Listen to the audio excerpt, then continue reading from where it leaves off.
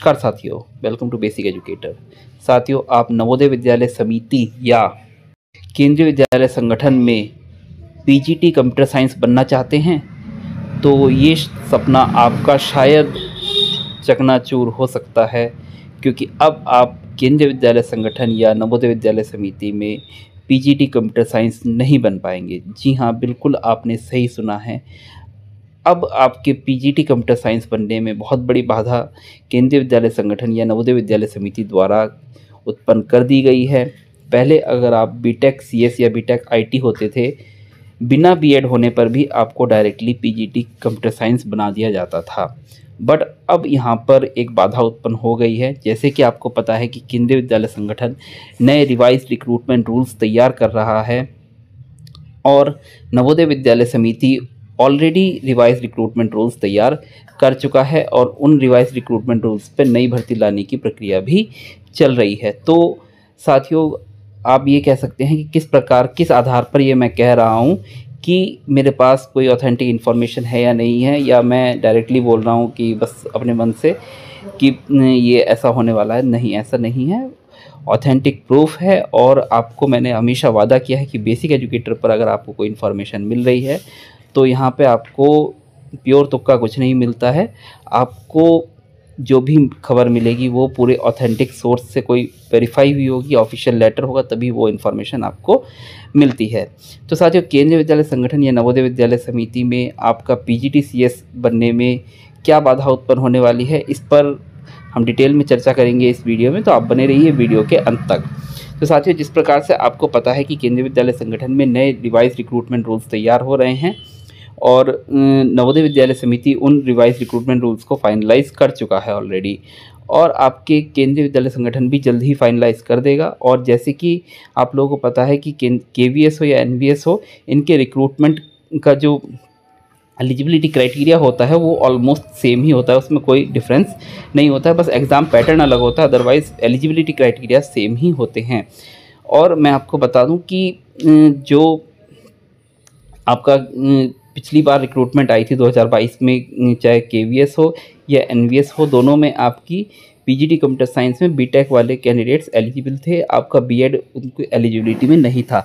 इस बार जैसे कि आप लोगों को पता है कि बीटेक वाले कैंडिडेट्स बीएड बहुत मुश्किल से ही करते हैं, तो बिना बीटेक बीएड के भी उनको एलिजिबल करार दिया जाता था पीजीटी कंप्यूटर साइंस के लिए। बट अब वो चीज़ रोक दी गई है और अगर आपको पीजीटी कंप्यूटर साइंस बनना है तो आपके पास बीएड होना चाहिए। इसके साथ साथ आपका टीजीटी कंप्यूटर साइंस नाम की अभी तक कोई पोस्ट नहीं थी, ना नवोदय विद्यालय समिति में ना केंद्रीय विद्यालय संगठन में। तो मैं आपको बता दूं, केंद्रीय विद्यालय संगठन में भी टीजीटी कंप्यूटर साइंस की पोस्ट तैयार की जा रही है, जिस वजह से नए रिक्रूटमेंट रूल्स तैयार हो रहे हैं। और आपकी जो नवोदय विद्यालय समिति है उसमें भी टीजीटी कंप्यूटर साइंस की पोस्ट तैयार हो चुकी है और इस बार अगला जो नोटिफिकेशन आएगा उसमें आपकी टीजीटी कंप्यूटर साइंस की पोस्ट भी विज्ञापित की जाएगी। तो जो बीटेक वाले कैंडिडेट्स डायरेक्ट पीजीटी बन जाते थे बिना बीएड किए हुए, तो उनकी अब सपना जो है ये ख़त्म हो जाएगा। क्यों? क्योंकि बीटेक वाले जो कैंडिडेट्स हैं वो सिर्फ टीजीटी कंप्यूटर साइंस के लिए एलिजिबल होंगे, पीजीटी के लिए एलिजिबल नहीं होंगे।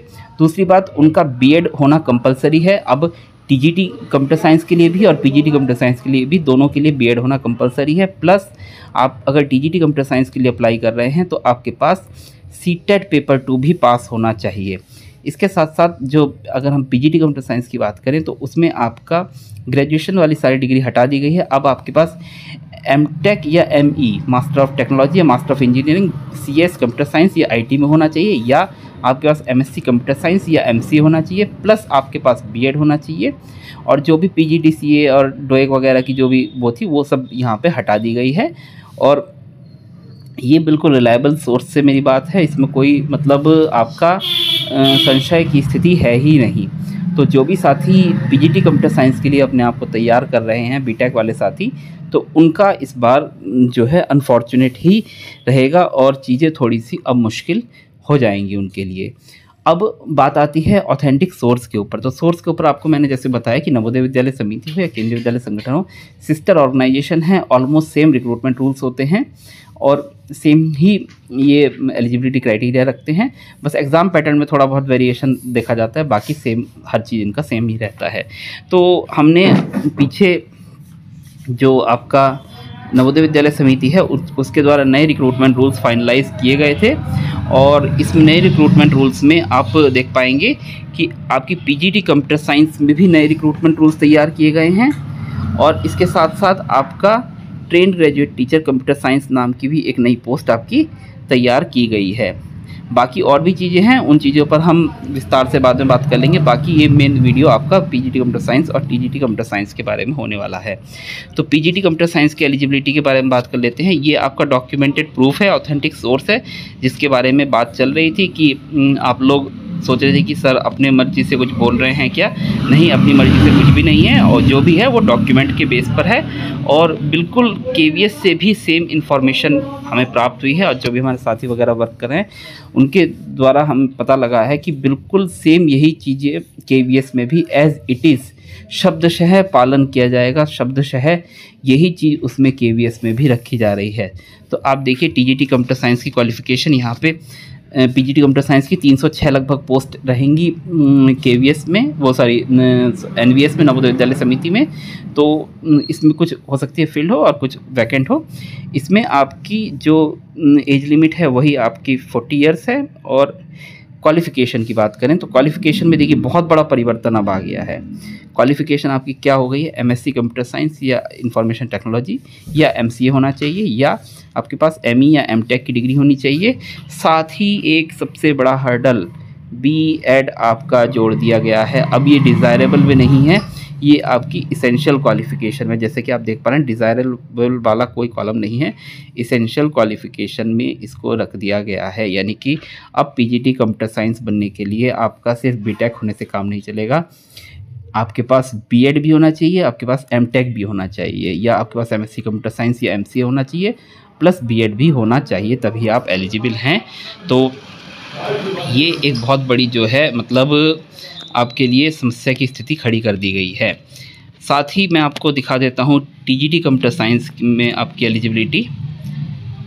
तो टीजीटी कंप्यूटर साइंस में बिल्कुल साथियों, अगर ये वीडियो हमारे चैनल पर रहेगा, अगर इसमें आपको तो केवीएस में जो इन्फॉर्मेशन हमें मिली है बिल्कुल एज इट इज़ यही कॉपी पेस्ट किया गया है, और यही एलिजिबिलिटी केवीएस में भी रहने वाली है। अगर आप देखेंगे तो पाएंगे कि बिल्कुल सेम है, सर ने बिल्कुल सही बोला था। और ये वीडियो रहेगा, आप तब भी देखिएगा, तब भी हम नया वीडियो बनाएंगे और इसी वीडियो का रेफरेंस देंगे। तो इसमें देखिए जो आपकी टीजीटी कंप्यूटर साइंस की पोस्ट है, आप यहाँ पे देख पा रहे हैं recruitment rules for the post of trained graduate teacher computer science in JNV। यहाँ पे देखिए 649 पोस्ट है। तो मैं आपको बता दूँ कि यहाँ पे आपको अगली जो नवोदय विद्यालय समिति की रिक्रूटमेंट होगी वहाँ पे कंप्यूटर साइंस की एक बहुत बड़ी भर्ती आपको देखने को मिलेगी टीजीटी कंप्यूटर साइंस की, क्योंकि पहली बार ये रिक्रूटमेंट है। तो ये सभी पोस्ट वैकेंट है, 649 की 649 पोस्ट ये वैकेंट है। यहाँ पर कोई भी टीचर नहीं है अभी कंप्यूटर साइंस पे। तो हो सकता है ये एक स्पेल में या निकालें या 2 स्पेल में, लगभग 300 से 400-500 वैकेंसी आपको टीजीटी कंप्यूटर साइंस में देखने को मिलेगी। तो जिन्होंने बीटेक के साथ बीएड कर लिया था उनके लिए एक गोल्डन अपॉर्चुनिटी है कि वो नवोदय विद्यालय समिति में टीचर बन जाएं, क्योंकि अभी तक बीटेक वाले साथी बीएड नहीं करते थे कि हम तो डायरेक्टली पीजीटी बन जाएंगे, हमें तो कुछ करने की ज़रूरत है ही नहीं। तो जिन्होंने बीएड कर लिया था उनके लिए एक गोल्डन अपॉर्चुनिटी होने वाली है। अब एलिजिबिलिटी क्राइटेरिया के बारे में बात करते हैं। तो एलिजिबिलिटी क्राइटेरिया, एज लिमिट आपकी वही 35 है। एलिजिबिलिटी क्राइटेरिया की बात करते हैं, इसेंशियल एलिजिबिलिटी, देखिए डिज़ायरेबल नहीं, इसेंशियल की बात कर रहे हैं। आपके पास बीसीए होना चाहिए या बीएससी कंप्यूटर साइंस होना चाहिए, provided that computer science subject must be studied in all years as main subject. यानी कि आपने बीएससी किया हो, एक कंप्यूटर साइंस एक सब्जेक्ट रहा हो जो आपने 3 साल पढ़ा हो, या बीएससी सीएस नाम से जो डिग्री होती है बीएससी कंप्यूटर साइंस वो आपने किया हो, या आपने बीसीए किया हो, या आपने बीई बीटेक किया हो। पहले जो आप बीई या बीटेक करके सीधा आप बन जाते थे पीजीटी सीएस, अब वो ऑप्शन आपके लिए ख़त्म कर दिया गया है। तो बीई या बीटेक होना चाहिए। इसके साथ साथ आपके पास सीटेट पास होना चाहिए, आप सीटेट पेपर 2 पास होने चाहिए, और बीएड आपका इसेंशियल क्वालिफिकेशन में जोड़ दिया गया है। यानी कि आपके पास बीएड की डिग्री होनी चाहिए, तभी आप टीजीटी कंप्यूटर साइंस के लिए एलिजिबल है। यानी कि अब आप बीटेक से सीएस पीजीटी सीएस नहीं बन पाएंगे, टीजीटी ही बन पाएंगे।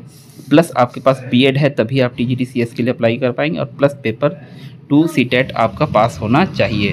तो ये बहुत बड़ा हर्डल जो है एनवीएस की तरफ से दे दिया गया है और सेम यही कॉपी पेस्ट आपका केवीएस में किया गया है।